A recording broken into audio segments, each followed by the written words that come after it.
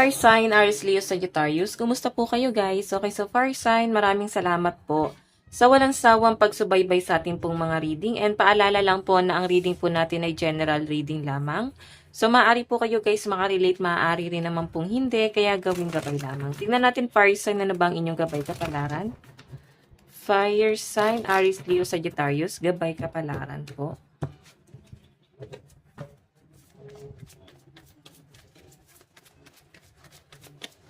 Okay, so fire sign, meron tayong robbery. Okay, meron tayong loneliness.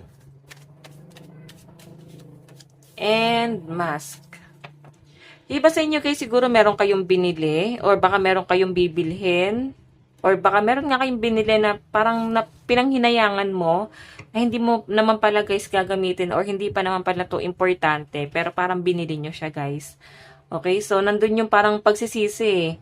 Sabi nga nila guys, ngayong Mercury retrograde, pag bibili kayo ng mga gadget, kahit na ano guys, electronic, no? Pwedeng cellphone, TV, computer, laptop, even handheld console is maaring na pagsisisihan nyo guys. Sa parang hindi pa pala ito yung panahon para bumili. Pero yan nga guys, mukhang nagsisi ka rito.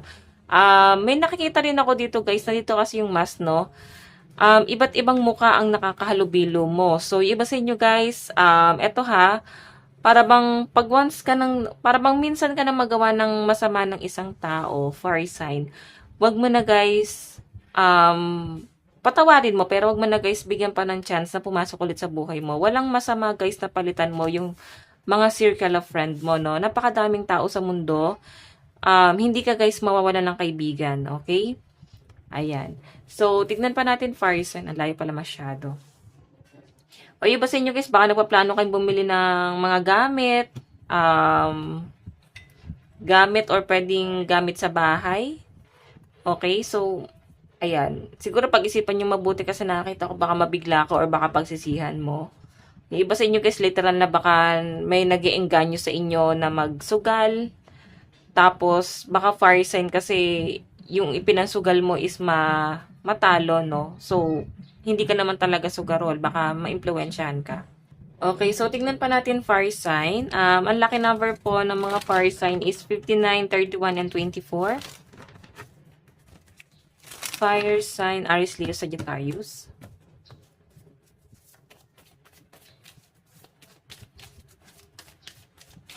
Meron po tayong date. Meeting someone new, dating, get out there, plan, set a date. So, may nakikita ko rito guys, siguro merong para bang habol sa inyo. Gusto kang yayain makipag-date nitong taong to. Okay, gusto niya makipagkita sa inyo guys. Siguro guys, biglang nagbago yung pananaw nitong taong to. Biglang nagbago yung pagtingin sa inyo. Kaya siguro biglang, alam mo yun, biglang nagkaroon ng realization. Gusto kanyang habulin eh. Gusto niyang mag-meet kayong dalawa or magkaroon ng bonding. Okay, so ayan guys, oh, may paghahabol siya eh. Kumbaga talagang i-workout niya yung connection niya sa inyo guys. Okay, i-workout niya para bang mararamdaman mo na nag-e-effort talaga tong taong to. Fire sign. So titingnan pa natin pagdating sa love life mo. Love life po ni fire sign. Ay, parang baliktad yung card. Okay, so guys, kung makita mo 6 of Pentacles, nakikita ko na nagkakaroon guys ng give and take ngayon sa connection yung person. Okay, so ayun, nagkakalaglagan yung card. Fire sign, nandito yung strength and hierophant, no? May nakikita ako dito na parang pang wino-workout ulit itong relasyon na to. Mari ba sa inyo naghiwalay kayo tapos parang bang nagkabalikan ngayon? Kasi nandito guys yung strength, parang nagkabalikan or maaring nagkaroon kayo guys parehas ng realization na parang kailangan nyo palang mag-focus sa connection nyo. Wala kayong ibang lalapitan, kundi ang isa't isa. Yun po yung pinapakita sa akin. 6 of Pentacles. Ayan. May nakikita ko dito guys, para bang na-appreciate naman yung pagtulong na ginagawa ng person. So, para bang gusto guys, ibalik yung tulong na ginawa ng partner nila. Okay. Yung iba sa inyo guys, siguro hindi kayo gano'n nag-uusap. Pero nandun pa rin guys yung care. No, nandun pa rin yung pag-aalala. Nandun pa rin yung para bang hindi kinakalimutan yung role niya bilang isang karelasyon, no? Okay? So, kahit hindi kayo guys gano'n nag-uusap, nakikita ko naman guys na nilalaban pa rin siya. Kahit na wala masyadong effort to, no? Okay, siguro guys, biglang may gumising, no? May naggising sa person mo. Okay.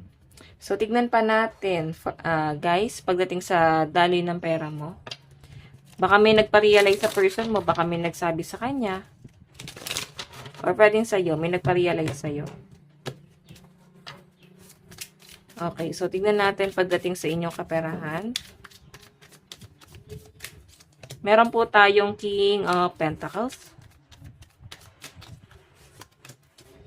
Meron tayong Ten of Cups. And Strength. So, nandiyan pa rin guys yung strength. Alam nyo, water sign, wag ka daw guys mawala ng pag-asa. Kasi may tutulong at tutulong pa rin sa inyo kung nagkakaroon kayo ng struggle sa pera. Nandiyan yung person mo na handang sumuporta sa inyo. Or pwede ikaw to guys. Pwede ikaw to na gusto mong magbigay sa kanya. Kasi andito yung relationship, oh.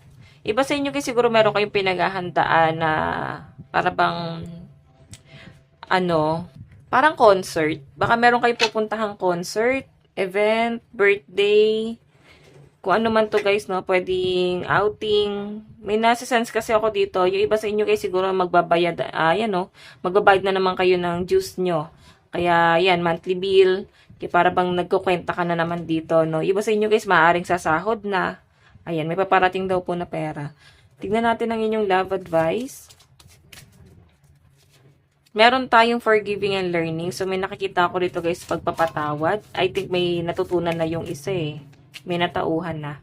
Meron po tayong unrequited love. Okay. So, kaysa nakikita ko dito, napatawad na pero ayaw nang ipilit yung sarili pa. Okay? Siguro guys, ikaw, nararamdaman mo yung person mo, medyo nagbabago siya. Siguro kaya siya ganyan kasi nadadown din siya sa mga pinagdadaanan niya sa buhay. Kung bakit parang wala siyang sa inyo, amor, no? Wala siyang effort na ginagawa. So, tingnan pa natin. Meron po tayong clear your mind. So, iba sa inyo guys, relax ka daw muna. Ang dami nyo na guys, problema. Masyadong pag-overthink, stress na nangyari sa mga fire signs. Siguro kailangan nyo muna ng pahinga, no? So guys, ito lang po ang inyong reading. Hanggang sa muli, God bless and love you all. Thank you.